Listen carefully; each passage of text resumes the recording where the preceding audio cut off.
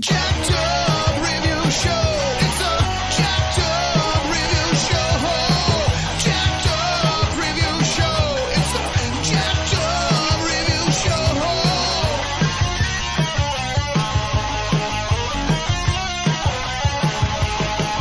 Join us as we cover many an insane movie and numerous cult TV phenomenons.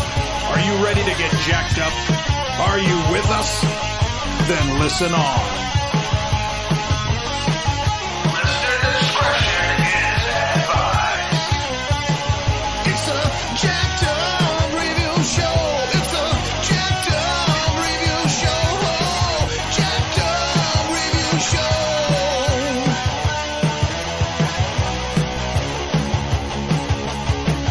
It's a jacked up review show. It's a jacked up review show. Jacked up review show.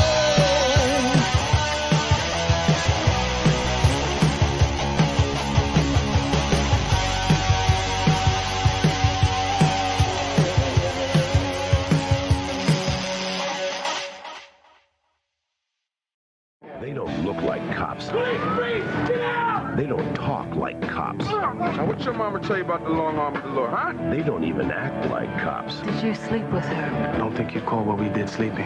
That's what makes them so good. A brand new New York Undercover tonight. So welcoming to the New York Undercover part, we got Jim McKeone.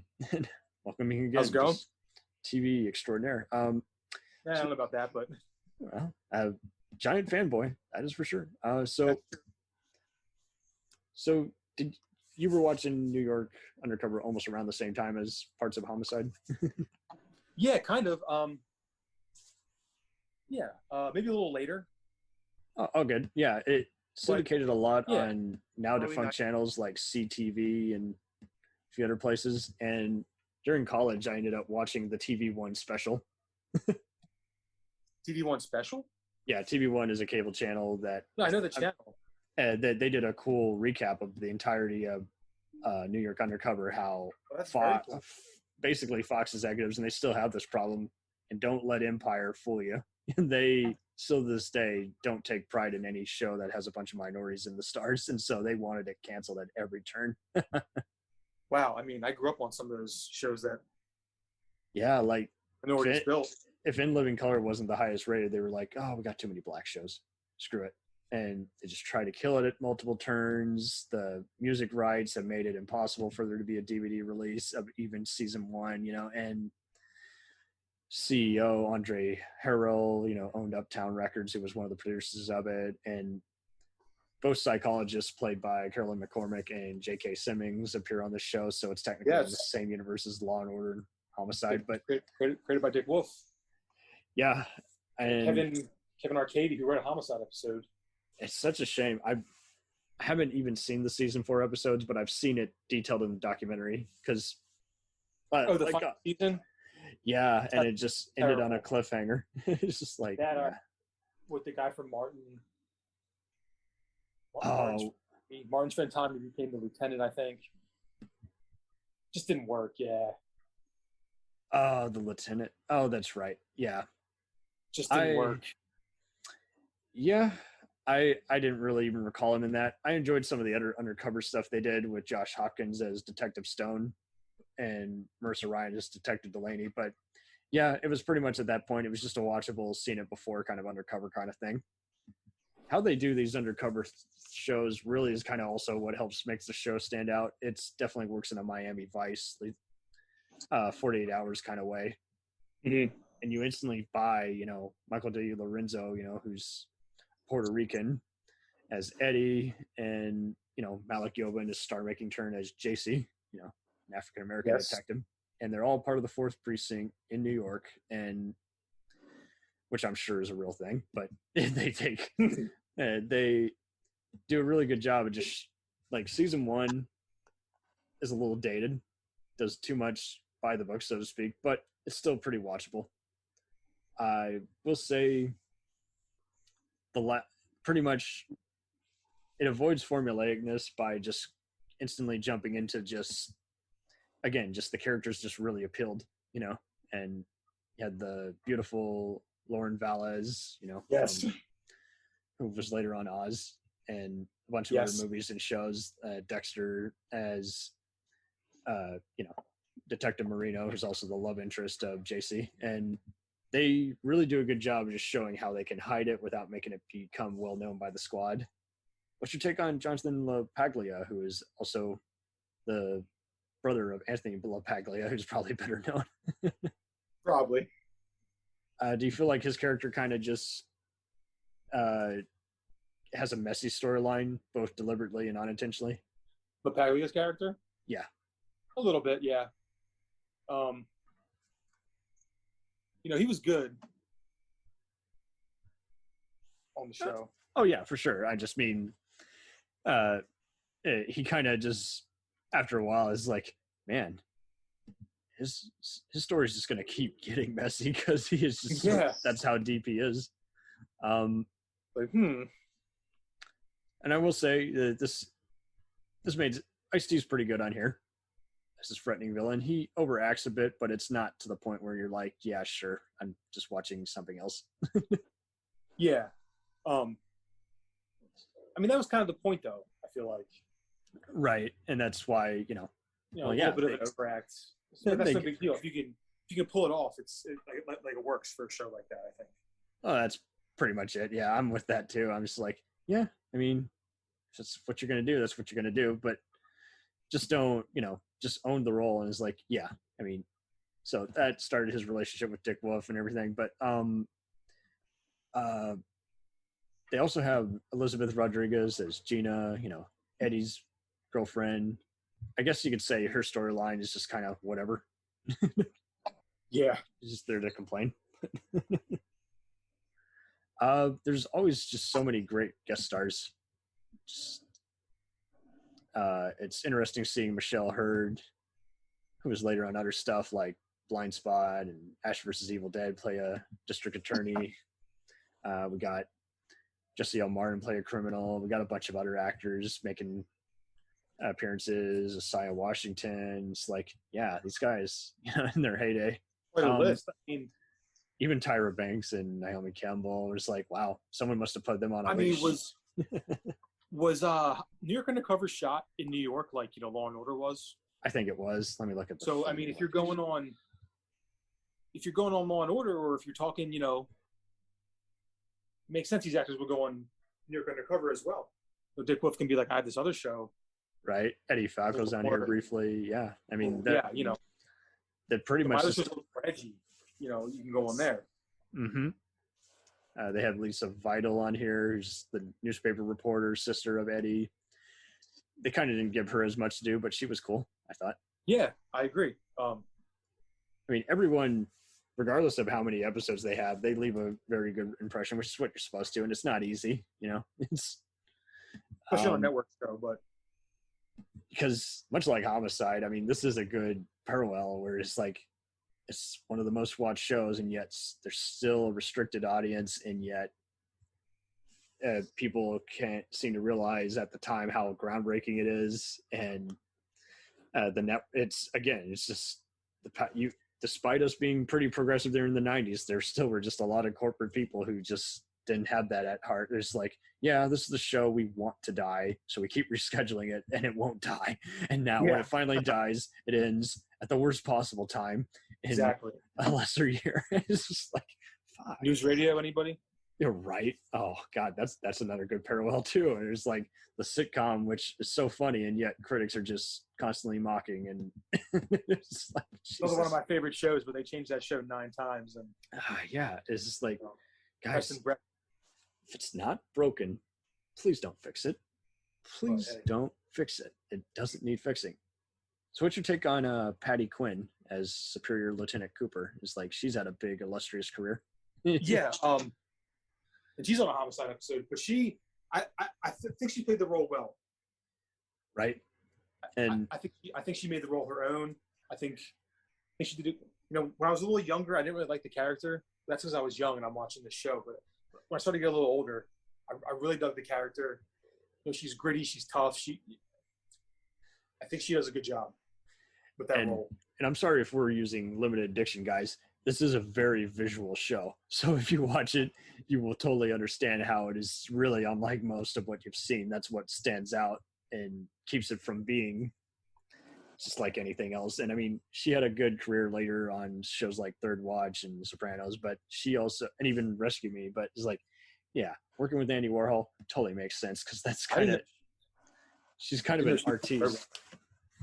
Yeah, her roles are really brief, but I mean, she's interesting in how she kind of just illustrates how, you know, she's not going to abuse her power as a woman and a lieutenant, and she at the same time she wants to get her job done, and you know, she looks up to these guys really as people. She doesn't view them as, you know, just minorities who are head detectives, and it's like, no, you guys are good, so I'm keeping you on the force, and I want you to play nice, you know. Well, it's much like how G handles his squad. You know, you give your guys some rope, and they'll perform for you.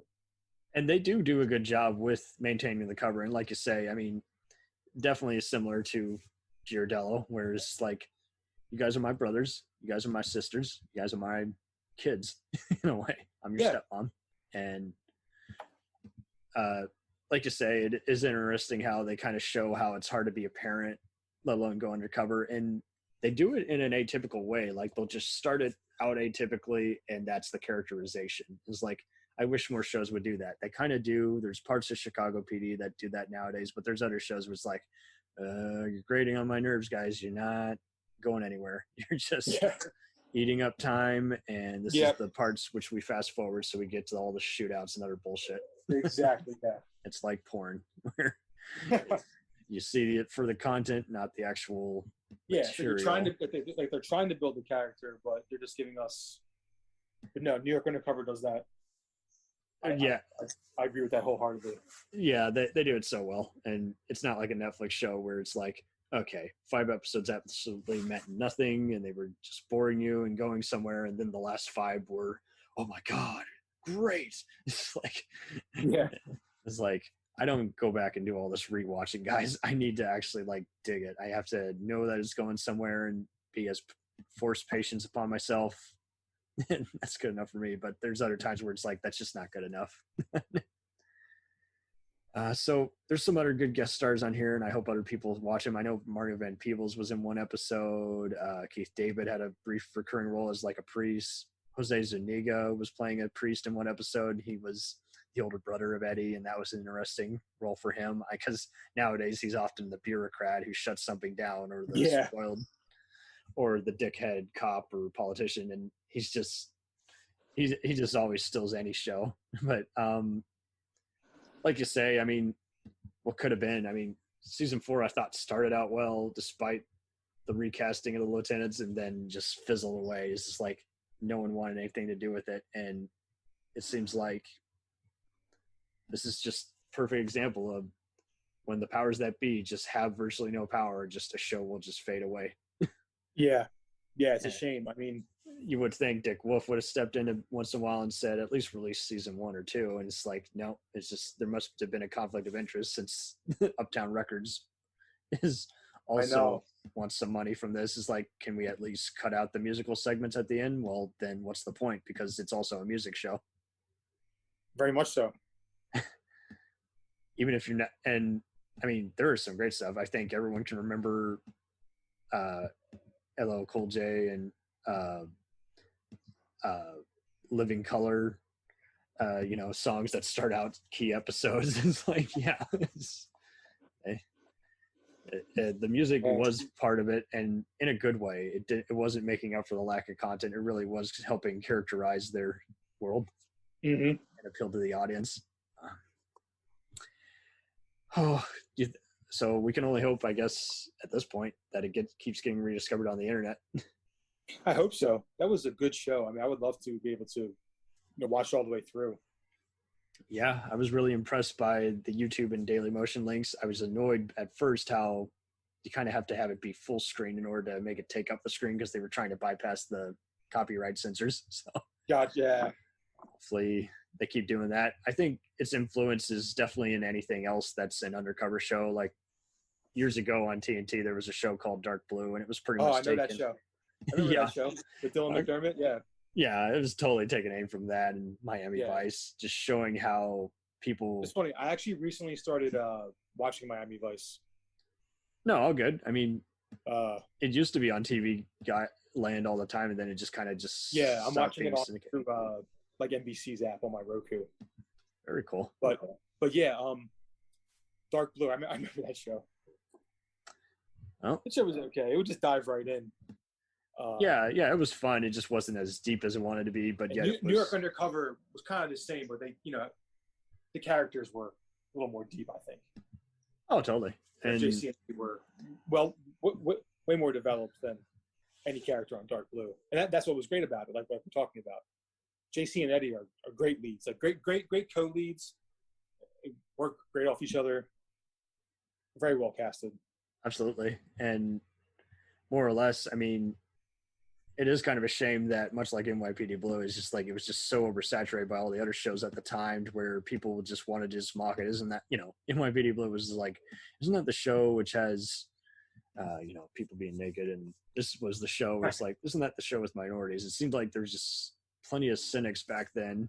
And I mean, even both shows had a reboot that was attempted and given to the network, and each time the networks passed on it. This is like, can't believe it. Yeah. You see the numbers on Hulu for the other show. What about people talking about this show? I can't. They passed on the NYPD Blue reboot. Yeah. Oh wow, they passed on that. Yeah, Wow. it's just a mind-boggling. But yeah, same with New York Undercover. It had a reboot that was scheduled, and everyone passed on it. And That's a shame. it's like, I think they flirted with putting it on NBC, which would have worked probably better. And it's just, even them is like, nah, we got enough cop shows. We just need more comedies that are only going to last one season. I mean, that'd be awesome if it was on NBC. Right? Because Fox didn't want it, so why don't you do it on NBC? But NBC just seems to want to keep ordering sci-fi shows and then not scheduling them, and those get canceled. So You can have the Chicago crew go on there if they really want to. I mean, yeah, they could totally cross it over with them. They could have Malik Yoba show up and just say, Voight, you did this crime, and you were part of this op years ago, and you put this guy away. You're going down, motherfucker. yeah, I mean, that'd be awesome. Because I think that's the other thing too. We need some inspirational, minority characters, and Malik Yoba, has just since stolen the show on 3 other key shows. I mean, many will always recognize him from Cool Runnings as the Jamaican bobslayer, but I mean, he's on Empire, Revolution, Alphas, and just heartbreakingly realistic as the FBI deputy director on Designated Survivor. So there's another Homicide connection. But He's on Designated Survivor too. I did not know that. yeah, he and Reed Diamond were both on there. And it just I knew Reed Diamond. he was just great on there because he was kind of the tragic set of it all, where he's having to be professional, and then his daughter gets kidnapped, and then he's just like, well, now I got to find out who kidnapped and killed my young daughter, and Oh my God.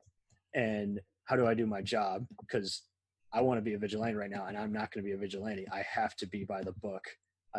Someone has just gotten elected president under the most unlikely circumstances, and we're in a very crisis-filled scenario here where everyone, we're in modern day politics where everyone needs a scapegoat. Everyone wants to make headline news, and my agent is out of line, and I must suspend her immediately, even though she's the best.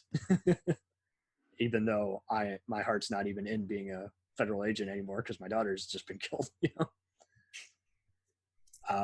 It's a damn good show, and I'd definitely do an episode over it. It's just, and that was another show where it's just like, network was acknowledging it, and then they canceled it. It's just like, and then Netflix revived it, and then they canceled it. It's just like, guys, why do you do this to us? People.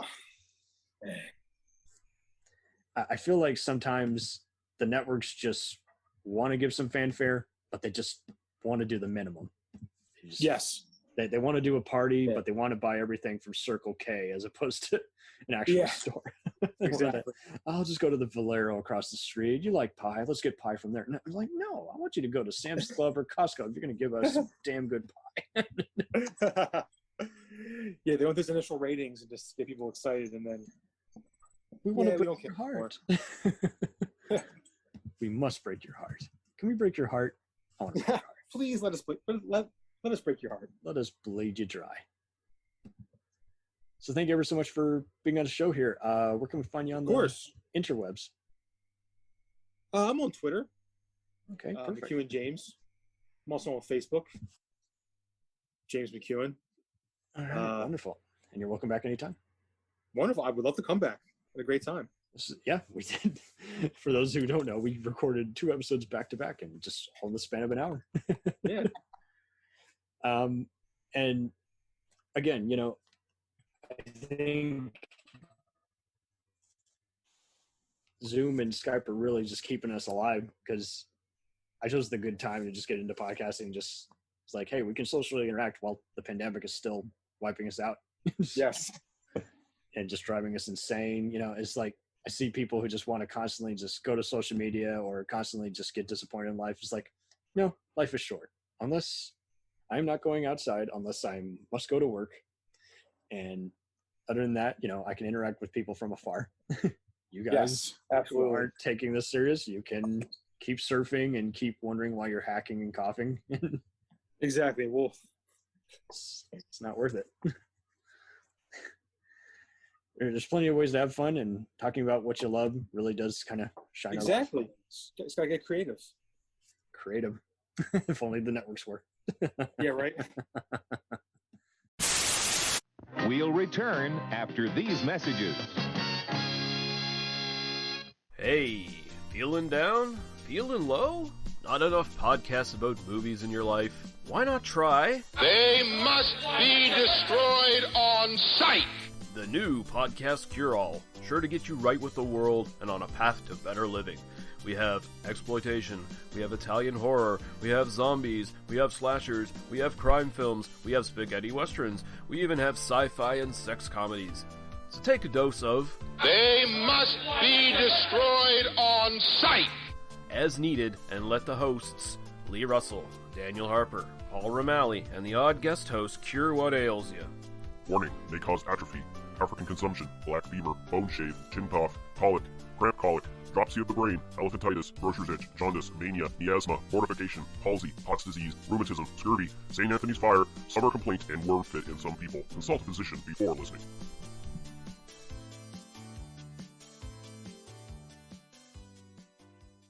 Hey, I heard you like movies. I heard you like to hustle. I heard you like podcasts. Well, guess what?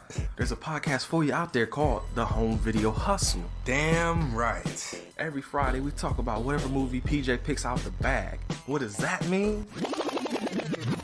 Every Wednesday on our YouTube page, I put a bunch of movies in a bag, and PJ picks one out at random. And then we just watch it. We talk about it for maybe like an hour, hour and a half, 2 hours, whatever we feel like doing, wherever the conversation leads us. But do we actually talk about the movie? Most of the time. Tangents galore. Yes. So believe me, we may be a movie podcast, but it's not always about movies. We may talk about video games, music. Yeah, that's the big one, music. Sometimes we might get a little bit of politicalness in there. Yes. Sometimes we may just, we know what we like to do. We like to tell stories, PJ. Yes. I am the master storyteller of the podcast realm. Undefeated. So if you like to hear about movies, video games, whatever foolishness comes to our mind, the most random stuff you could think of, check out the Home Video Hustle. You can find us on the Stitchers, the Google Play, Apple Podcasts, what else? Podbean, what else? Podcast Addict, goddamn, all that. Ain't no reason you can't get your hustle on. We everywhere, worldwide, baby. Hustle, motherfucking hustle. Hey, we can't cuss in the promo, PJ. We gotta be family friendly. There may be podcasts out there that don't want his hair say all that good fun stuff. Well, you. Don't run the listeners away, PJ. I'm sorry. But this is going kind of long. Yes. So we'll end this and say, hey, check out the Home Video Hustle every Friday on all the various podcast outlets. Peace. Peace.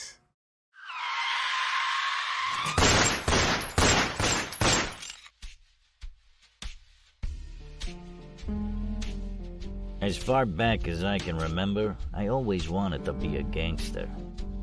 And while Witch didn't make it to the top of the world, he did make the Gangs of Hollywood podcast.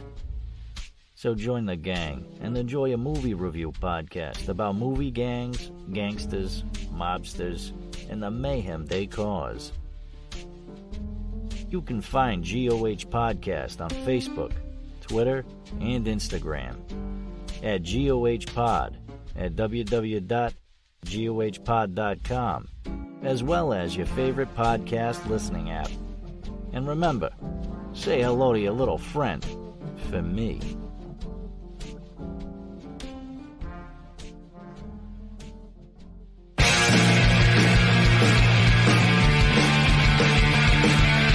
If you take two old punk rockers who are past their prime, put them in front of a movie screen, and give them a podcast, what do you get? Cinema Punks. Cinepunks. It's the mixtape of movies.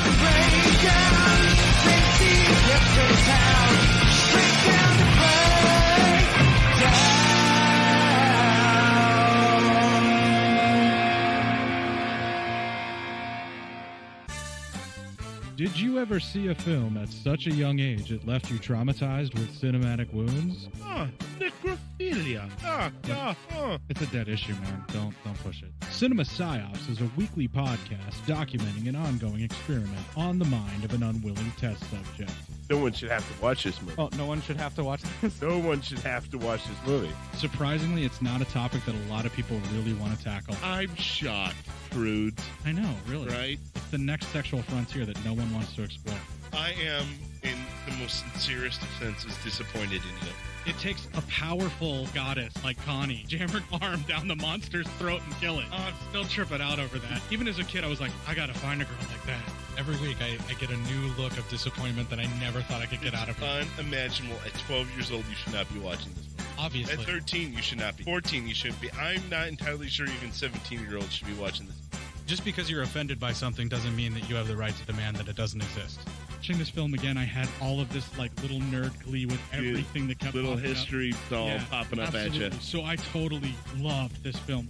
Hey, I know why you couldn't see that. It's because your brain's warped from watching this shit at 12 years old. Yeah, this is a rough movie. I told you ahead of time when we were getting ready to do it that it was going How to be a did you rough watch one. this shit at 12? Because physical wounds heal, cinematic ones don't. Listen to Cinema Psyops.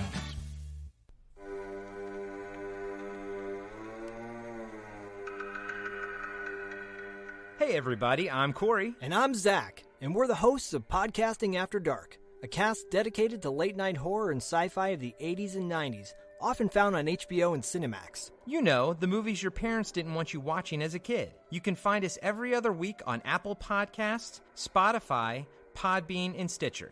This is what you want. This is what you get.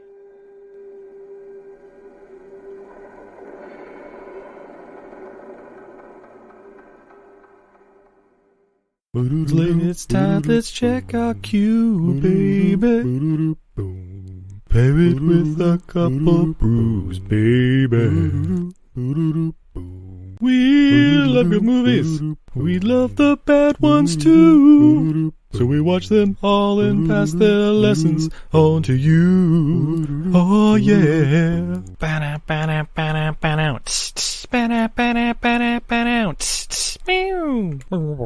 Everything I learned from movies helps to make life a little bit groovy. Whether one last plot holes or gratuitous movies, it's time to get busy with your friend Steve and Izzy at eilfm.podbean.com.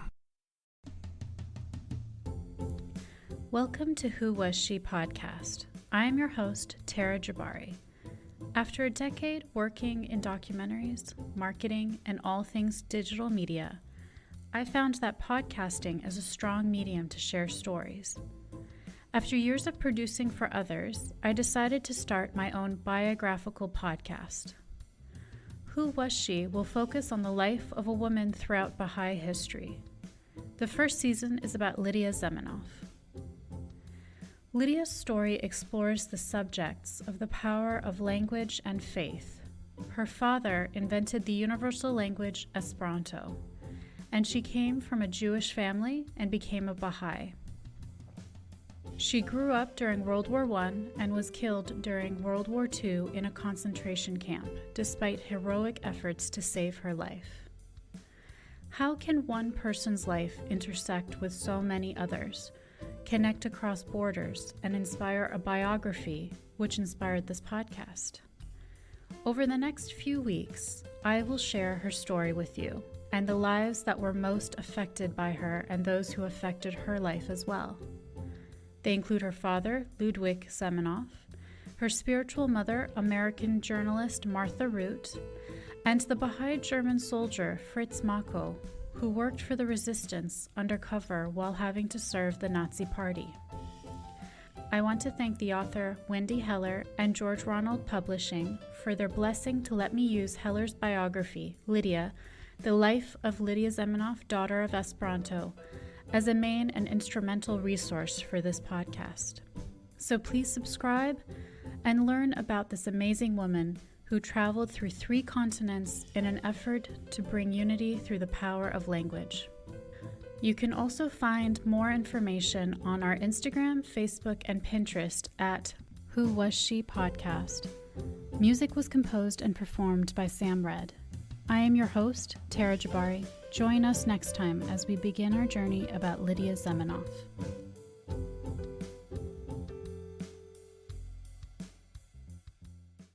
Hi, everybody. It's Mac Jackson. I wanted to invite you to a new site called the Forever Adventure Network. This website has everything: pictures, videos, blogs. There's original music by Harmony Constant, 2 podcasts. One is the MacGyver podcast, where we celebrate Richard Dean Anderson, his iconic roles, and how it's influenced our lives. There's episode discussions, interviews, and life conversations. The second podcast is the Never Gets Old podcast, where we celebrate all the best things that we love in life, from TV, movies, music, and comics. The site is also the home for the MacGyver SG-1 audio series, an ongoing adventure series that continues the adventures of MacGyver and SG-1. There are also multiple stores to choose from for all of your pop culture and adventure needs. Come on by and check us out today. And thanks for joining the adventure. Are you sick of the same old stale podcasts? Well, then join Vanessa and Darren as they dissect movies of all kinds. The 2 lifelong cinema lovers bring their favorites, curiosities, and first-time watches to the operating table and inject them with a healthy dose of snark. Then there's the waiting room, where they examine books and short stories. So just look for them on Apple Podcasts and where fine podcasts are available. They're part of the Legion Podcast Network. Follow them on Twitter at VDClinicPod. Join them on Facebook at facebook.com/groups/VDClinicPod. Or email them at vdclinicpod@gmail.com. They're ready to cure what ails you. And still, they just might be a little contagious. Hi there. It's Heather from the Watching Netflix Without You podcast. Did you know that there are over 1,200 Netflix original feature films and documentaries? And that number is only growing.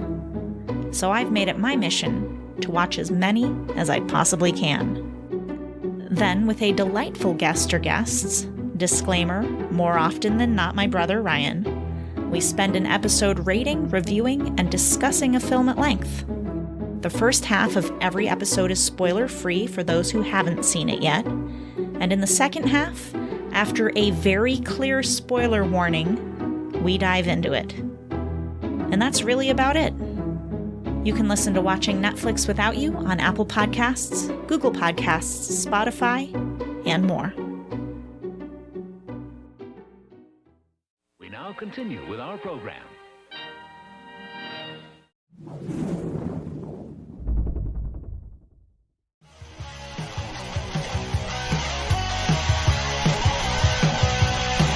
Follow us us on the web on Facebook, Twitter, and Instagram.